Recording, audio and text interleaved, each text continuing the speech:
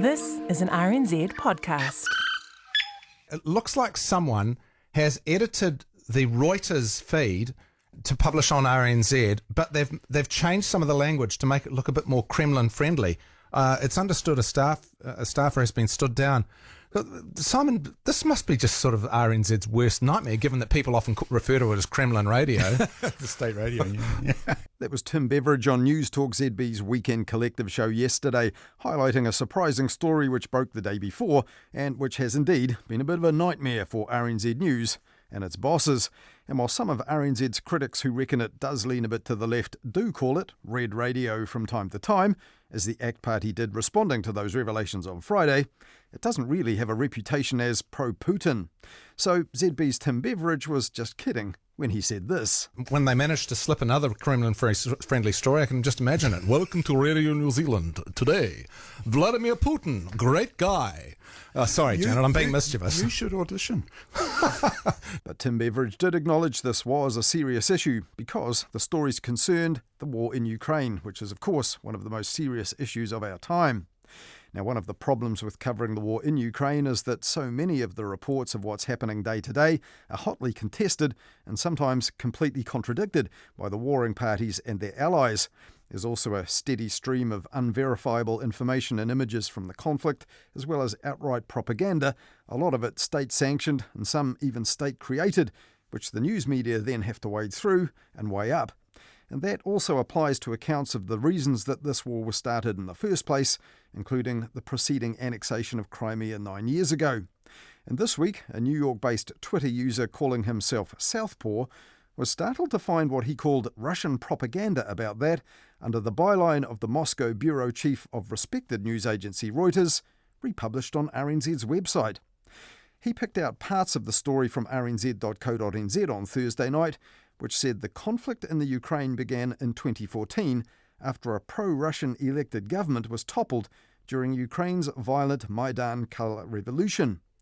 Now, colour revolution is often used by people describing protest movements that they believe to be backed by foreign powers, and it's the sort of loaded language that a news agency like Reuters would never use. Its role is to supply straight and opinion-free news and information to media publishers around the world. But the same RNZ story also said Russia annexed Crimea after a referendum as the new pro-Western government suppressed ethnic Russians in Ukraine. Now that's an assertion that Russia used to justify the invasion at that time, and President Putin aired it again before invading Ukraine in February last year. But independent experts have said it's baseless, and back in 2014, the BBC's correspondent in Kiev called it demonstrably false. Now on Twitter, this pseudonymous Southpaw later told his followers that a Reuters representative had been in touch with him to say that language that appeared on RNZ's website was not written by Reuters or by their Moscow bureau chief Guy Falconbridge. Now someone else who noticed all this was a Kiwi based in Paris, Jeff Upton, who also took to Twitter to show the difference between RNZ's version of Guy Falconbridge's story and the one his employers at Reuters published, in which their man in Moscow had merely said, "The conflict in eastern Ukraine began in 2014 after a pro-Russian president was toppled in Ukraine's Maidan Revolution and Russia annexed Crimea." And that is a much more neutral account of what actually happened back then, as you would expect from a news agency like Reuters. Jeff Upton then said that he'd spoken to Reuters as well and had been told by them the story was apparently altered by a journalist at RNZ. Now, early on Friday afternoon, a footnote appeared on the story on rnz.co.nz saying that it had indeed been edited inappropriately and had now been corrected. Soon after that, at 4 p.m. on Friday, RNZ News listeners heard this. RNZ is investigating how a story on the Ukraine conflict on its website and Twitter channel was changed to reflect a pro-Russian view. The original Reuters story published yesterday traced the conflict's origin to 2014 when a pro-Russian Ukrainian president was toppled and Russian-backed separatist forces annexed Crimea. But the version published by RNZ included a false account of the events. The story has since been corrected.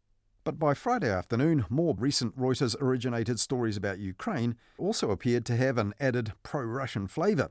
Another one about the first large-scale airstrikes in nearly 2 months, which claimed that Russia launched its invasion of Ukraine claiming that a US-backed coup in 2014, with the help of neo-Nazis, had created a threat on its borders, and that had ignited a civil war which saw Russian-speaking minorities persecuted.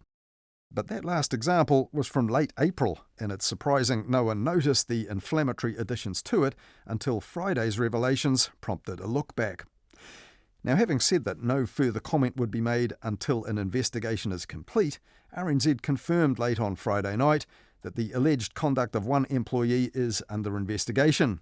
The statement said the staffer had been placed on leave and there will be an audit of other articles to check for further problems. So far, RNZ have corrected 7 Reuters articles that had been altered, the changes going unnoticed for 6 months, popping up in January, February, March, and then twice in April and twice in June. By Saturday evening, the number of inappropriately edited online stories had swelled to 14, and Chief Executive Paul Thompson announced there would be an external review of RNZ's online news editing processes, with all the findings to be made public. Radio New Zealand is investigating after pro-Russian rhetoric was published on its website. The minister calls it worrying. A staff member is stood down.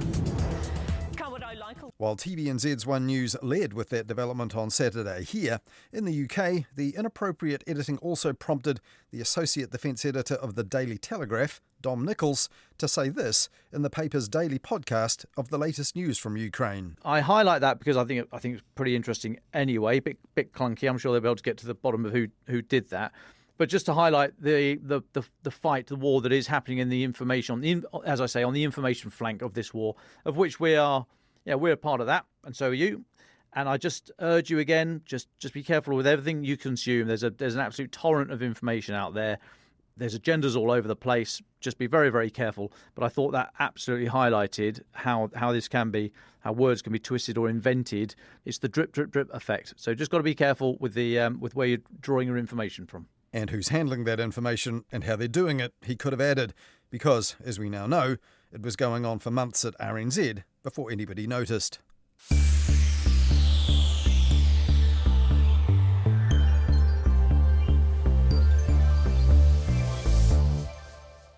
Now, something else that has to be addressed, if it hasn't already, is RNZ's relationship with Reuters, which knows about the problem but has not yet responded to our request for comment on it. We also contacted 2 former news agency bosses for comment on this, but they were not keen to say anything until they knew more details. Now, the terms of global news agencies' agreements with news media organisations vary, but commonly they do allow media customers to edit supplied stories for length and to permit the addition of relevant details specific to the territory in question. Including passages of text in stories published by client media companies is also usually okay, and there may be mistakes or inadvertent ambiguities in the agency's copy, and it's fine for clients like RNZ to finesse the stories a bit before republication. But significant editorial changes, like the politically charged ones added to those Ukraine war stories, are not okay if the published story is still attributed to the agency which supplied it. And that's especially so when it's under the byline of a Moscow bureau chief of the world's second biggest news gatherer, which has rigorous editorial standards of its own and style guides that are rigorously applied. Adding things in this way is actually akin to another cardinal sin of journalism, plagiarism, though here, rather than co-opting the author's work without acknowledging it, things the author didn't write have been inserted in his name. Now, Reuters' website terms and conditions warn that you may not remove, alter, forward, scrape, frame, copy, sell, distribute, or create derivative works without our prior written consent. So Mediawatch this week also asked RNZ, how is it permitted to alter content from Reuters?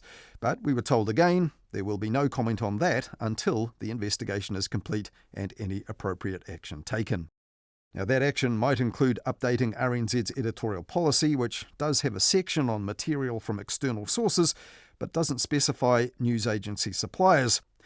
RNZ's editorial policies also say that audiences should not be able to detect a presenter or journalist's personal views. Staff will have opinions of their own, the policies say, but they must not yield to bias or prejudice. To be professional is not to be without opinions, but to be aware of those opinions and make allowances for them so that reporting is judicious and fair.